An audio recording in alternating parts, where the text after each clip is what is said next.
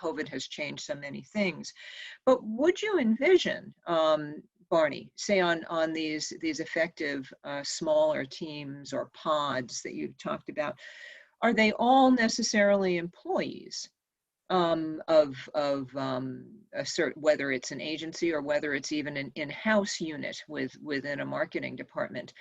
Can some of them be just outside experts who want to work on certain projects and make their living that way? Deb, I think the ultimate vision is that you bring the best available talent in the marketplace to the project. And the ultimate vision would be to say that you've got transparency in terms of your capabilities as individuals and the ingredients or the DNA you need to address a specific client issue. So in an agency context, essentially what you're forming is a marketplace where you have got projects that can be, with a defined set of needs and capabilities that are needed to address that problem. And on the other side, you've got a pool of talent of differing levels, of different levels of experience with different niche skills, to Tim's point.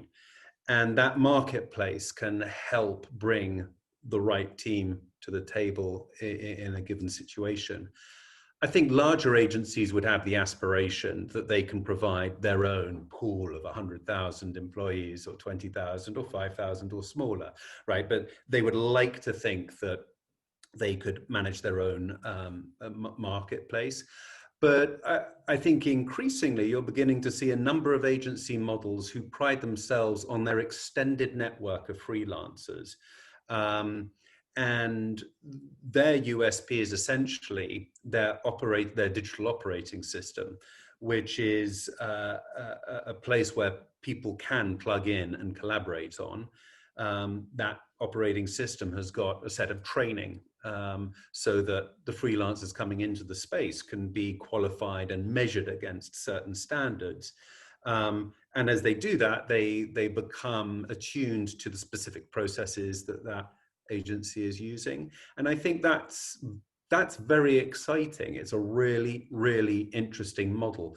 And as a marketer or a CMO, I think that's pretty exciting because I can put out, as it were, to tender in a marketplace a need for a few senior thinkers to help me with certain problems.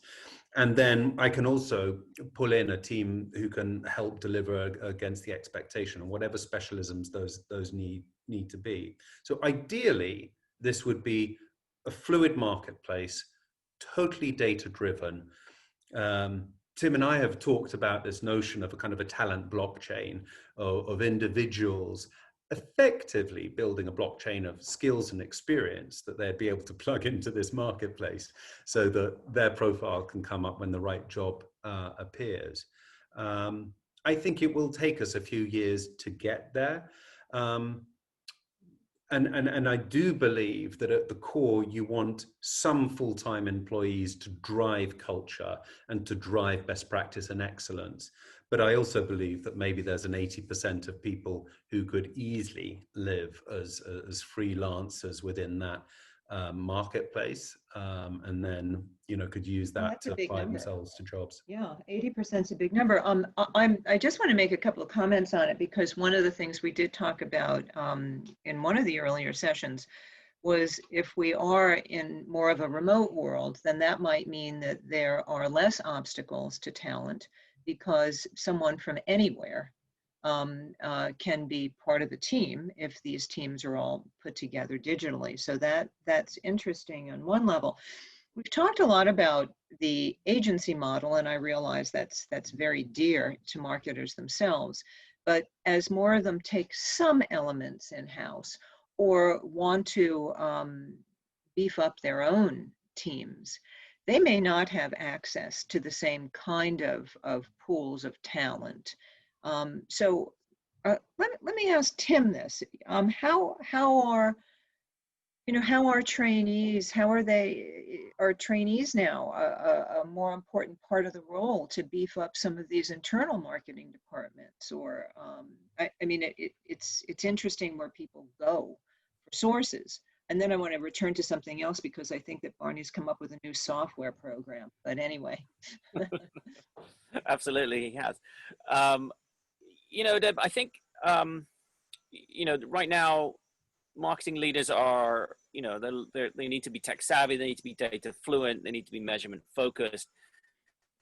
Things need to be, you know, governors of brands, equipped with, you know, savvy about AI and VR and managing customer experience across a ton of different channels. I think for trainees and their role in these bigger groups, I think there's definitely a sense that they can bring a specialism to a team that you know, that you can look in multiple different directions in terms of employees, trainees, gig workers, that are, you know, well vetted and sort of well onboarded, as Barney described.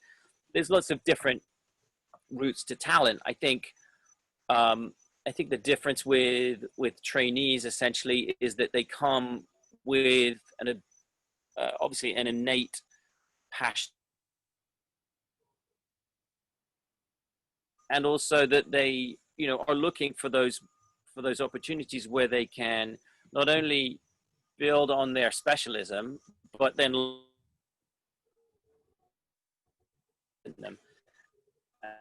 And I think that's, you know,